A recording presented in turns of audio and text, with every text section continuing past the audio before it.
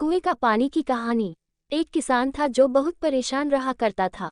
उसे अपने खेतों को सींचने के लिए पानी की जरूरत थी, इसलिए वो कई दिनों से अपनी जमीन के आसपास किसी कुएं की तलाश कर रहा था।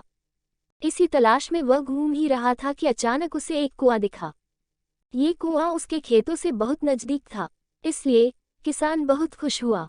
उसने सोचा कि अब उसकी परेशानी खत्म हो गई। ये सोचकर वह खुशी खुशी घर चला गया। अगले दिन वह पानी लेने कुएं पर पहुंचा।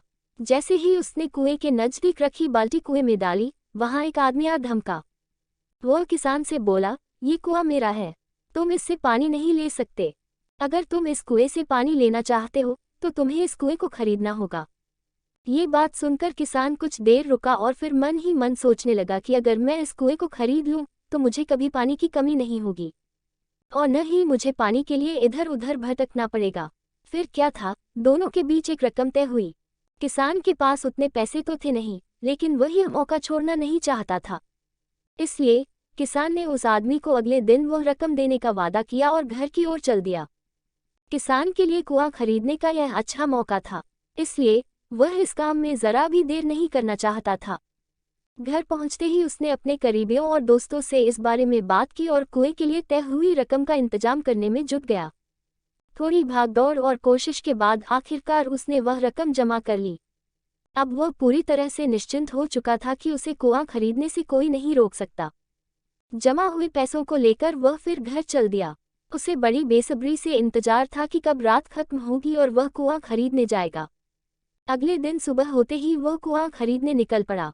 उस आदमी के घर पहुंच किसान ने उसके हाथ पर पैसे रखे और कुएं को खरीद लिया। अब तो कुआं किसान का हो गया था, तो फिर उसने पानी निकालने में देर नहीं की। जैसे ही किसान ने कुएं से पानी निकालने के लिए बाल्टी उठाई, उस आदमी ने फिर बोला, ठहरो, तुम इस कुएं से पानी नहीं निकाल सकते हो। मैंने तुम्हें कुआं बेचा है, कुएं का पानी अभी भी मेरा है। किसान मायूस हो गया और न्याय के लिए राजा के दरबार में शिकायत करने पहुंच गया।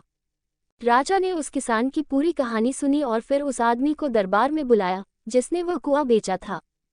राजा का फरमान सुनते ही वह आदमी भागा भागा दरबार में हाजिर हो गया। राजा ने उससे पूछा, जब तुमने इस किसान को अपना कुआं बेच दिया तो फिर इसे पानी क्यों नहीं लेने दे रहे हो? आदमी बोला, महाराज, मैंने इसे केवल कुआं बेचा था, पानी नहीं। ये बात सुनकर राजा भी सोच में पड़ गए।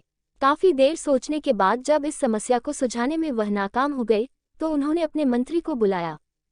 मंत्री बहुत ही बुद्धिमान था, इसलिए राजा किसी भी मामले पर फैसला लेने से पहले उस मंत्री की राय जरूर लेते थे।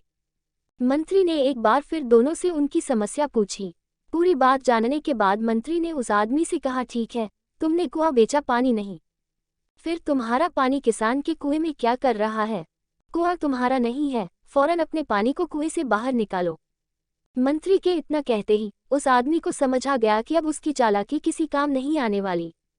उसने राजा से फौरन माफी मांगी और माना कि कुएं के साथ उसके पानी पर भी किसान का पूरा अधिकार है। ये देखकर राजा ने मंत्री की बुद्धिमानी की तारीफ की और कुआं बेचने वाले आदमी पर धोखेबाजी के लिए जुर्माना लगाया। किसान और कुएं की कहानी से पता चलता है कि अपने आप को दूसरे से अधिक चालाक नहीं समझना चाहिए, साथ ही धोखा देने की आदत से भी दूर रहना चाहिए, क्योंकि कोई ऐसा भी हो सकता है जो आपसे भी अधिक बुद्धि का इस्तेमाल करना जानता हो।